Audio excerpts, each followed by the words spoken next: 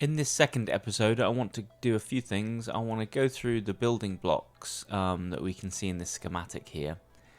So we're going to just identify all the different parts that make this up. But I also want to go through exactly what the game needs in terms of its elements to make it a decent arcade game. So we're going to step through that now.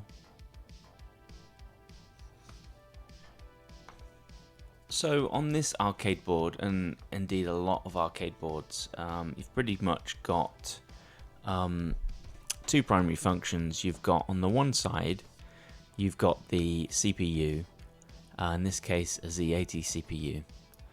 And linked with that, you've got obviously certain functions around that CPU. So firstly, you've got the timing circuitry, so the clock, and all of the timing, how it interacts with the circuit. You've got address decoding, and so how is it accessing various different RAM and ROM. And then you've got very specific things that the CPU is doing. So we need to be able to read from a ROM. We need to be able to write to a RAM or the VRAM. We need to be able to read back from the RAM, typically the work RAM. And then we need to be able to read from an in port for reading controls, or we need to write to an out port, which is something we need to do on this board to be able to set the color. So that's the functions related to the Z80 CPU. On the other side, we've got the display rendering circuit. And so what that's doing is it's much more fixed in terms of what it's doing. We're not being able to program that side. And whatever we've designed in hardware is just what it's going to be doing all the time. And so typically you'll have a counter that is looking through the VRAM and taking bytes at a set interval. And then it will take that byte and convert it into pixel data. And we'll see how it's doing that. And then it combines that with a color state. And that's why we get what we get on the screen. So you need both of those together. Now the interesting thing is they obviously are contending for the same memory, the VRAM. And so we need to make sure there's a system in place to prevent corruption, that they're not both trying to access the VRAM at the same time. And different systems have different ways of doing that.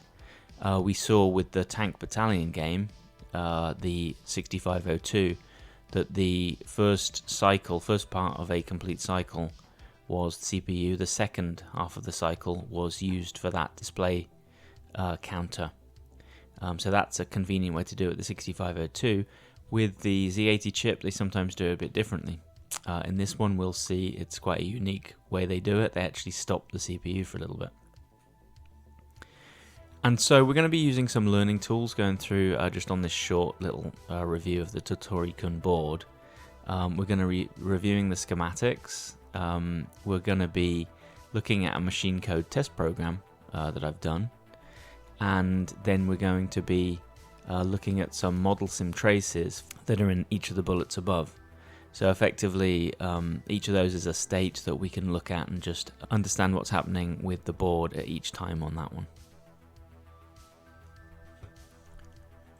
So in terms of looking at the schematic, so first item we look at is the Z80 timing. So we have our 4 megahertz clock that's creating the Z80 clock. Now the difference is it's also being filtered by when the VRAM is not being written to.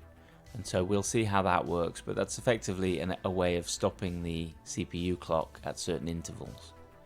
We've also got a load timer, and that's the one that loads in a byte of memory from the VRAM. And we can look exactly what's happening there when we get down to that detail. Next up we have the 161 timers that's creating the timing signals for the firstly the horizontal and vertical syncs for the screen, and also creates a timer to go through the VRAM. And then in addition, part of the timer is the maskable interrupt that goes off at a certain interval, and they use that in this board to trigger looking at the controls.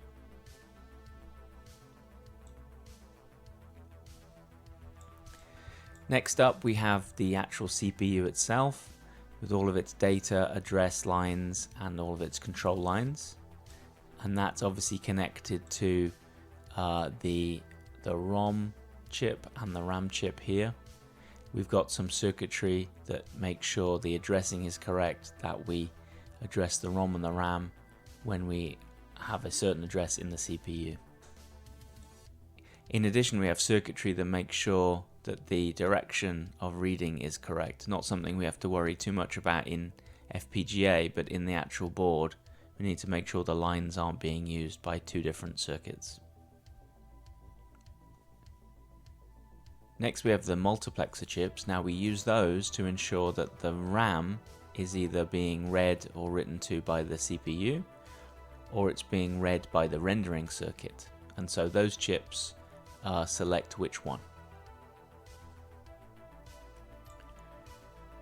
Then we have our input and output circuit, which is connected to the screen jammer equipment and also the input devices.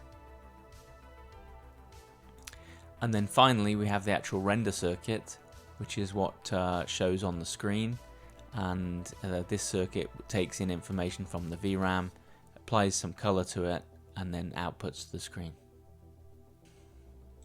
Now for this series I've created a test program which is much simpler than the actual game Dottori Kun, and so what I was able to do is just do some test features of the Z80.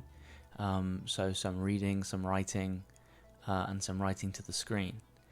And so I created this test that you can see on the screen, and so there's a message, a graphic, and then in addition it allows you to, if you press some controls, you get some thing there on the bottom that just shows that you're pressing a button. And so the actual test program that's written has that written in there.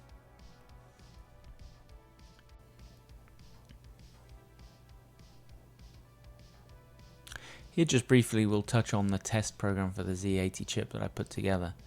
It's in something called assembly language, and so that is these opcodes you can see on the right. What assembly language is just a more human version of understanding some codes that you give to a CPU to perform functions. So on this left hand side here, that's what this 8-bit code is what the chip actually sees.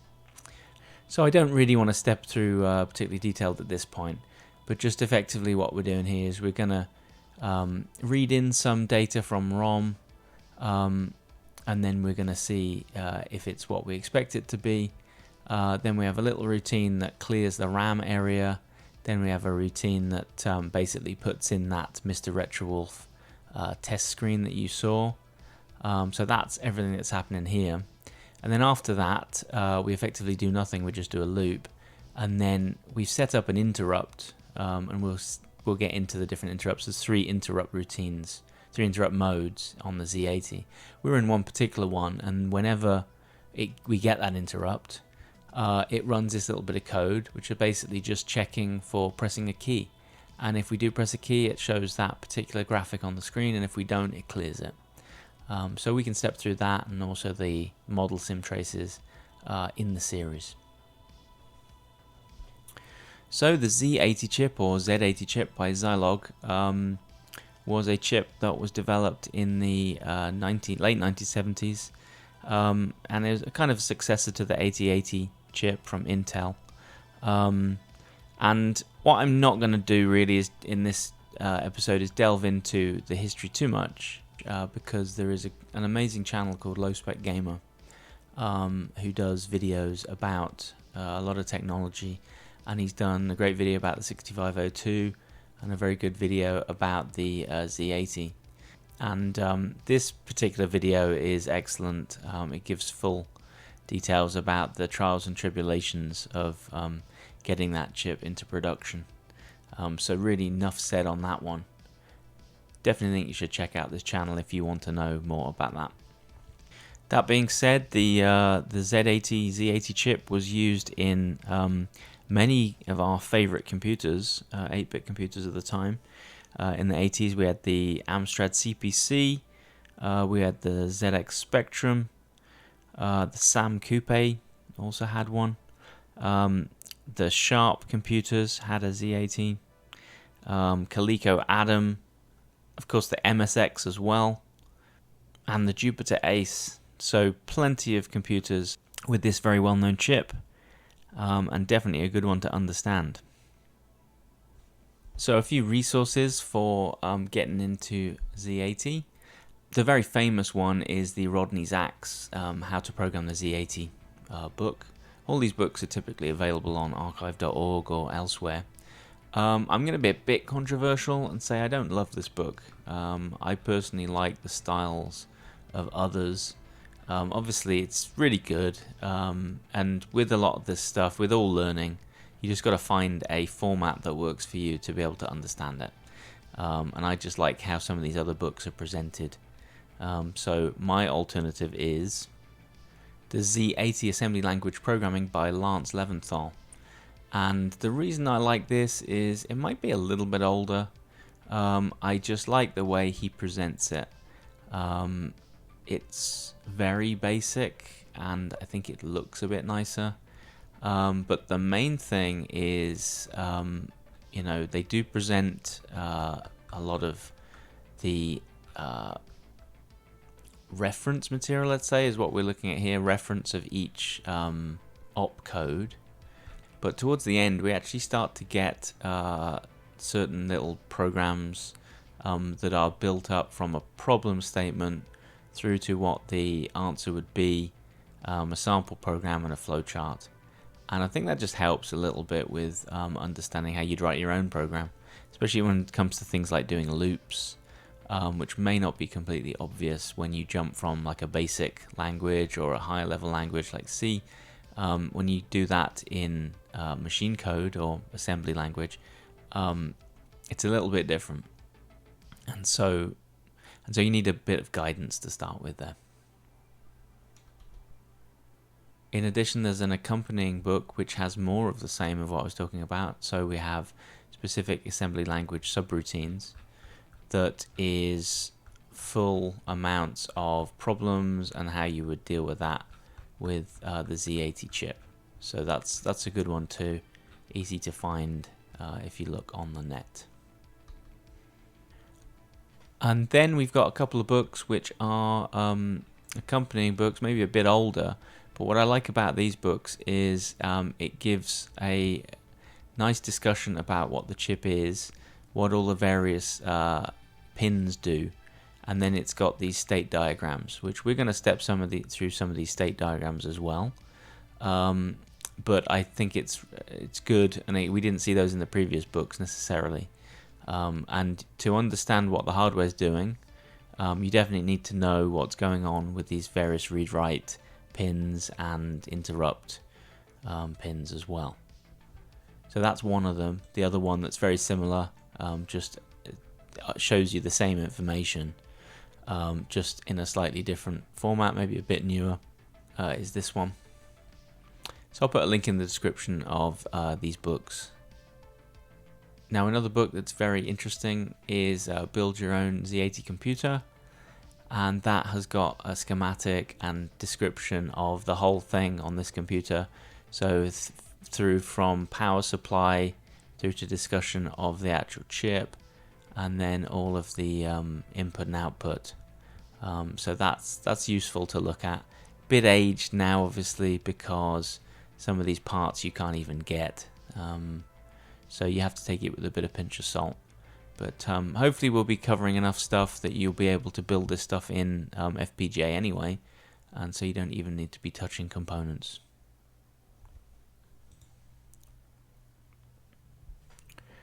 So here is the Z80 CPU, and like all CPUs that we've looked at before, so we've got main things would be the address line and the data line. So this can ask to look at a specific address, and it's a 16-bit address, so we can access up to 64K. And then we can obviously read based on the address. We'll get data on the data bus. and we can either get data in or data out. The CPU is obviously driven by 5 volts power, and it has a clock input. Now the clock obviously can vary to some extent, but typically in the megahertz. I'm not sure how low it goes down, but typically you'd operate it in the 1 to 4 megahertz range, certainly the old version. I think the Spectrum was running at 4 megahertz. So I'm not sure if modern versions can go quicker. Now that's another thing about using a CPU and an FPGA. Obviously it doesn't have a limit, so we could really overclock it as much as we want, as they've done in the ZX Spectrum Next, which goes up to much higher rates. I think 28, maybe more megahertz. In addition, we've got system controls. So the M1 pin shows every time we read an opcode, and we'll get into what an opcode is, but every time it reads an opcode we get that going low. Then we have various different status pins for the memory request and IO request. These are very useful. We've got the read and write pin we saw on the 6502. That was very useful there. We use that to be able to control the hardware, for us to be able to read or write. This pin is the refresh, and that's used for dynamic RAM. Basically, dynamic RAM falls asleep, and if it falls asleep, then the information gets lost. So you have to keep waking it up, and you wake it up with this refresh. So the Z80 was very good with dynamic RAM because it's got like an automatic refresh, which the other ones didn't necessarily have. 6502, I believe you had to make your own circuitry to do that. And we've also got CPU control pins. So halt and wait, you can imagine. Halt is coming out of the CPU saying that I've been halted, and we can use that to prevent other circuitry from happening. And the wait pin is how we get to stop the CPU momentarily if we want to do that. Then we've got our interrupts. We've got a maskable interrupt in and a non-maskable interrupt, and we've got our reset pin. And lastly, we've got our bus controls, which is the bus request or the bus acquisition. So one's in and one's out, and it'll just tell the bus. We're telling other peripherals on the bus, whether they should remove themselves. So just to start off with, in our Dottori Kun game, the Z80 expects typically to see the ROM at 000 hex, and however big it is in this one, it's up to 3 FFF. And so how we achieve that is, obviously that's in the lower area, so bit 15, the top bit, is off. If the bit 15 is off, it's going to be anything below 8000 hex. And if bit 15 is on, it's going to be anything above 8000 hex. So you can see what's the simplest way we could break up RAM and ROM would be to specify either that bit 15 being on or off. And that's exactly what they've done. So anything below 8000 hex is ROM with bit 15 off, and anything above is RAM with bit 15 on. Now, interestingly, they're barely using those. As you can see, we're using half of the available ROM, and that's because the original game, had some game in there. Actually, it didn't use much of it; it was just repeated. And you can see we're barely using any of the available RAM area either. So this RAM here, 8000 to 87FF, is actually broken up into the VRAM area, which is 8000 to 85FF. So that is the screen. And then this above here, 8600 to 87FF, is work RAM. So basically it's using that as the scratch pad for the memory to be able to do calculations or be aware of where the enemies are or the player is, all that kind of stuff. So the way the hardware is, if you put some information in here, this is going to immediately be shown on the screen, because the hardware side of it, we've got the CPU side, which is putting data in, and then the hardware side is just literally taking it out. And so it's the ultimate in simplest hardware, really. It's what they call a bitmap screen. So no sprites, no tiles, If we just put a dot on the screen here in this area memory, the dot appears out on the screen. So that test screen you saw earlier, effectively what we're doing is we have these are the graphics. So each line, it's 8 bits that obviously makes our byte, and each line has a byte.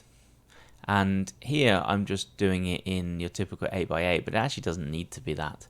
Obviously need 8 bits in the horizontal way, but vertically we can do it however we want. I'm just having to shift it because I had a stock library from another game that just has these already done, so I just copied that.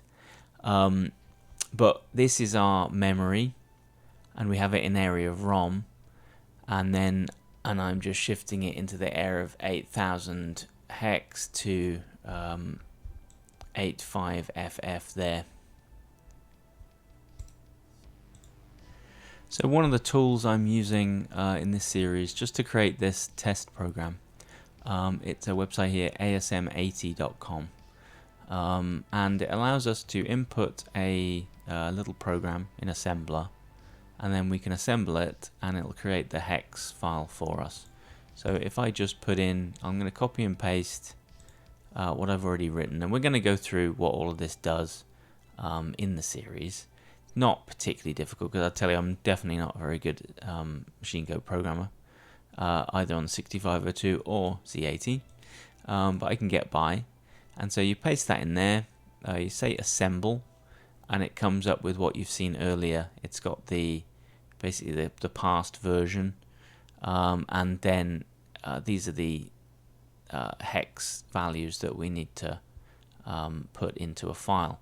Now also it's here, and so if we pull up a hex,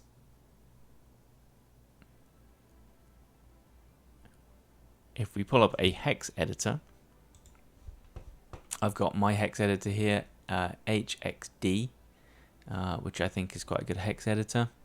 So we create a new file, and we're going to insert bytes, and we're gonna insert 400 hex bytes. There we go. So it's exactly as we've got in the memory that we need. So 000 to 3FFF. And then what we're going to do is we're going to copy from that F3 all the way up to just missing off that last pair, because that last pair I think is I'm going to checksum. So we'll copy that.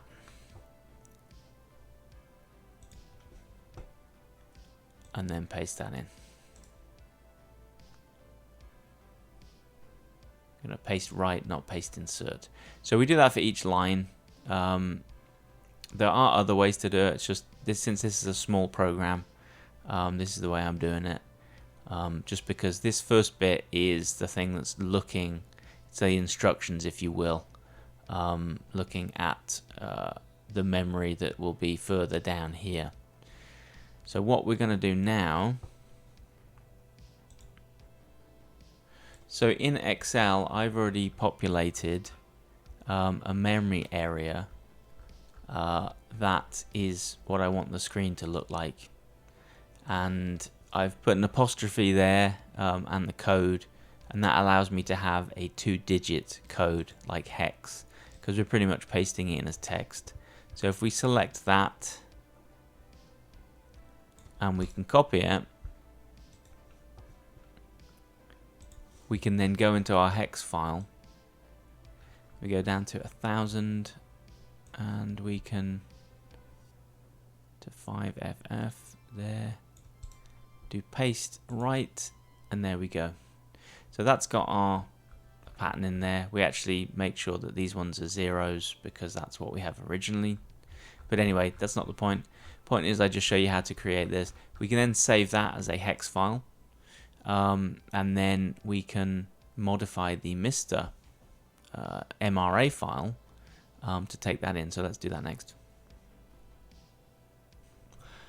Alright, so I took the MRA file for Dottori Kun, and I changed the name to brackets VRAM.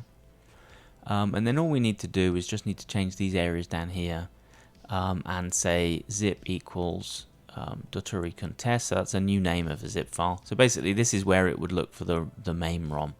So we've created our new, if you will, main ROM. Because we're not changing anything in the hardware, we're only changing the ROM file that it's loading. So it's a really elegant way to do it, is we're just going to change a bit of the file, but the actual hardware stays the same. So we just modify this MRA file, and that's how you get alternate versions of games like Pac-Man or whatever, just doing the same thing. So we've got this new zip file. Inside that zip file is this file here, which is the hex file I was creating earlier. Just named it MiSTer Retrowolf VRAM test.hex.